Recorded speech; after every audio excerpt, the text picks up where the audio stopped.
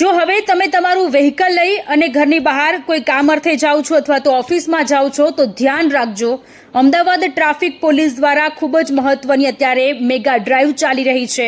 જો તમે રોંગ સાઈડમાં વાહન હંકારતા પકડાઈ જશો તો અત્યાર સુધી તમારું ચલણ ફાટતું હતું, પરંતુ હવે એની જગ્યાએ તમારા પર પોલીસ કેસ થઈ શકે છે।